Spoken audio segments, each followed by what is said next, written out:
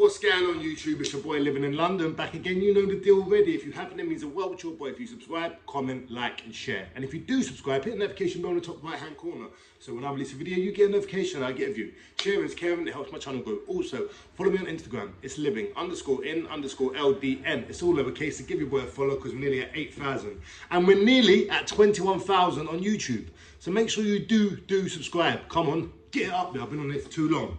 And you lot talking about Lazar, you're not consistent, you just drop videos now and again. Well, about this, I've dropped 2 videos and not all you guys have watched them all, yeah? So I'll be consistent making the videos and you guys be consistent in watching them because I'm gonna be dropping all day, every day now. And think about this, people. Normally I'll do a live and I'll put all these subjects into one video, yeah?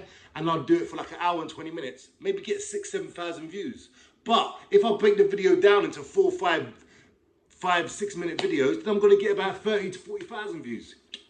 Make sense, people? Makes sense. Anyway, today's subject is, are you a snitch? Are you a snitch out there? Yeah, you, grassy pants. So listen, I wanna put some scenarios to you. I wanna talk to you about some things and, you know, do what we do. So, imagine now, yeah, you're a criminal. You don't even have to be a criminal. You are who you are out there, yeah? But you don't agree with snitching. You don't agree with grassing people up. Now, I don't agree with committing crimes and then going to just grass on your mate just to get a smaller sentence. No. But if you're a victim of crime and you don't participate in crime in any sort of way, if you're a witness to a crime and you feel like it's detrimental to the community, you are not a grass. You are actually a good person doing a good thing for your community by getting these arseholes off the street. But people confuse the two. They think that anyone that cooperates with the police, anyone that has some crime against them committed, that they should just suck it up or go and do something. Now I'm here to break it down. Let's get into the nitty-gritty of things. If you're a criminal, then there are certain rules you have to follow. Now, it's a bit stupid because you don't follow society's rules, but you're going to make up a whole little bunch of special rules for yourself. And none of you guys actually bloody follow them anyway. Most times I went to jail was because of a police informant. And no one ever found out who it was. So these little things, these rules that they have, this romanticized version of the criminal life, and we don't tell, it's broken. That got broke years ago. The only people that benefit from don't snitch are the people that are actually snitching, bro. The people that are grassing, I tell them, don't grass, make sure you don't grass, because then that gives you an upper hand. Imagine if you're playing with an advantage in a game. Everyone's like, right, we're not grassing, but the older lot never seem to go anywhere. They always seem to make money, and the youngers seem to get recycled in the prison system. Now, imagine, yeah, you don't have to be a criminal, you're just you, yeah? Your son, your daughter, whoever, your child is out with their friends. They have a fight, somebody gets stabbed. Now, your child wasn't part of it. It was not part of it, but he was in the group. He was part of the fight, but he didn't stab no one. His best friend actually stabbed the person. But then the best friend passes the knife to your child.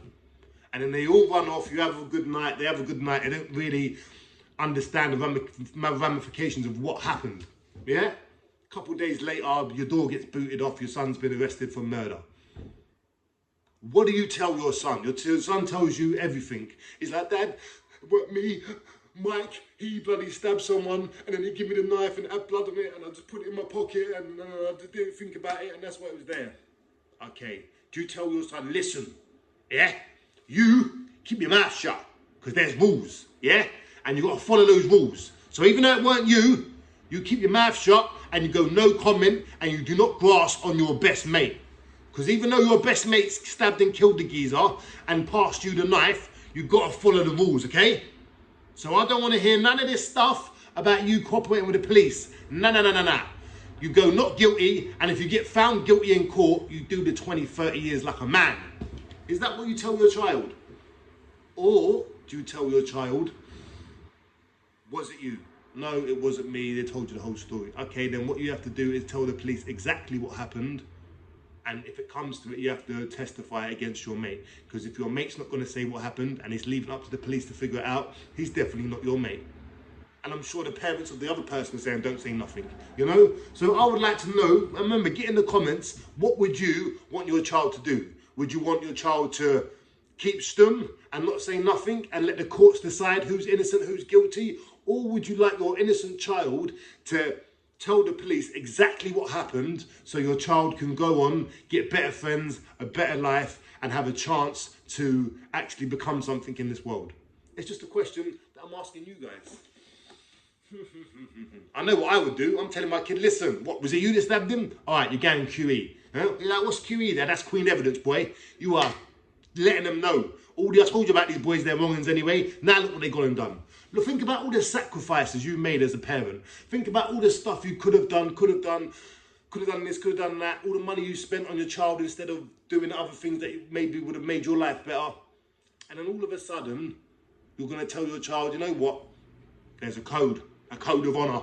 Hardly anyone sticks to it, but you got to stick to it, boy. You understand? It's pathetic. I don't think anyone.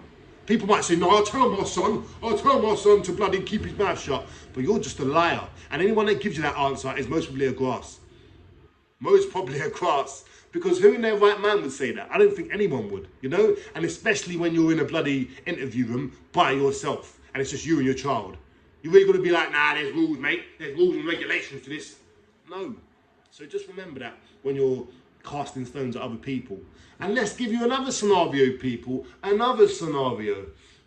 I had it in my head and I can't try to think of what it was. Well, give me a sec. You're in a car. Your mate picks you up. You're going down the road and that. You're going down the road. All of a sudden, police block you in, all the other stuff. Yeah? You've been texting your mate all day, but you're not involved in anything. You just got a lift off your mate. You go down the road, the car gets pulled up. They find drugs in the boot. They arrest you and your mate. And they think you and your mate are involved in it. You're not a criminal. You don't participate in crime. You don't make no money off crime. You're just getting a lift off your mate. Your friend didn't tell you anything about the scenario. What do? Do you keep your mouth shut and you do a prison sentence with your so-called mate that didn't tell you he had drugs on him, and now you're going to go prison away from your family, friends, and all the stuff you've been building for the last few years, or your whole life really? Or do you just say, you know what, this guy put me in danger, I had no part of this, so I'm going to tell the police I had no part of this, blah, blah, blah. You know? What do you do? Because it's all good sitting down, looking at things on the internet, looking at TV, be like, nah, wouldn't do that, that geezer's wrong, that's a grass, this, that, the other stuff, that's wrong. But at the end of the day, people, you either follow the rules of the criminal world and benefit from them, or you don't.